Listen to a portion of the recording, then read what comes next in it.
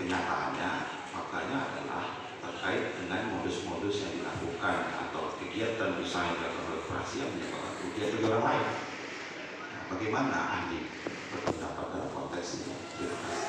Ya, dakwaannya bisa dibuat secara alternatif atau secara subsidiaritas dan tergantung nanti bagaimana proses pembuktian di persidangan dan pandangan majelis hakim.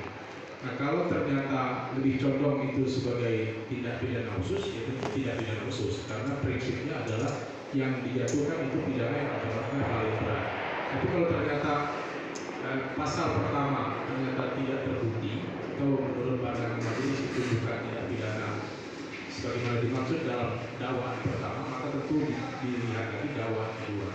Misalnya orang dituduh perkosaan, tapi ternyata dalam praktek, dalam persidangan ternyata dia tidak terbukti memperkosa, maka digeser ke pasal berikutnya adalah pencabulan. Karena pencabulan itu umum daripada perkosaan. Termasuk juga seperti ini, bisa saja memang walaupun ini mungkin tidak pidana perbuatan, tapi bisa juga tidak pidana penipuan, bisa alternatif atau bisa dua-duanya. Dan kalau ditanyakan menghimpun dana menurut undang-undang perbankan itu tadi sudah saya jelaskan bahwa itu dilarang di dalam undang-undang perbankan. Hanya bank yang boleh menghimpun dana dari masyarakat karena ada risikonya. Sama kayak izin itu kan sebetulnya izin tambang. Kenapa harus izin? Karena risiko tambang itu kan ada risiko. Jadi hanya ada mereka yang memenuhi kualifikasi yang dapat diizinkan untuk melakukan perbankan. Karena ada risiko. Nah, pada dasarnya izin itu adalah membolehkan sesuatu yang tidak boleh, tidak diperbolehkan. Baik.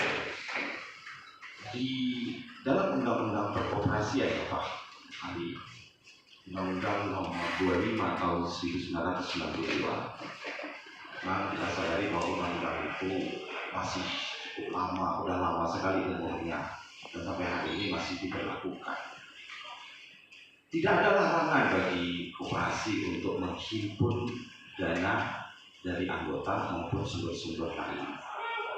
Nah, di sini jika kemudian dihubungkan dengan undang-undang perbankan yang tadi pasal 46 terkait dengan larangan menghimpun dana masyarakat tanpa izin OJK, sedangkan di undang-undang koperasi tadi sebagai dasar perilaku masyarakat, dinamika kehidupan masyarakat membentuk koperasi itu malah justru dilarang. Nah, diwajibkan untuk memperoleh izin OJK. Nah, di sini kemudian saya sendiri cukup membingungkan, belum dapat pengetahuan sampai ke situ bagaimana aplikasi hukum ini. Nah, kepada ahli saya ingin bertanya. Kemudian saya definisikan arti dalam konteks membagi hukum dalam arti material dan hukum dalam arti formil. Apa yang dimaksud dengan hukum dalam arti material dan hukum dalam arti formil tadi menurut ahli? Jika kita hubungkan dengan banyaknya undang-undang yang ada, mohon penjelasan. Ya, kalau hukum material, formil hukum material kan yang berbicara tentang perbuatan apa yang dilarang, apa yang diperintahkan. Kalau formil kan bagaimana menjalankan hukum material. Nah, itu sekira sederhana. Tapi terkait dengan bagaimana ketentuan yang harus berlaku, undang-undang koperasi tidak mengatur seperti itu, tapi dalam undang-undang perbankan diatur larangan. Nah, artinya berlaku asas lex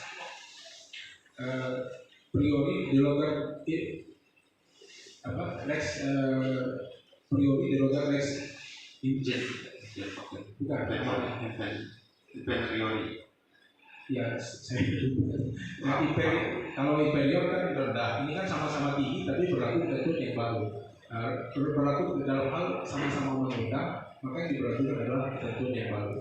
Nah, dalam suatu lapangan peristiwa itu kemudian berubah menjadi kemudian negara atau penguasa membentuk ketentuan-ketentuan yang mengikat perilaku seluruh warga.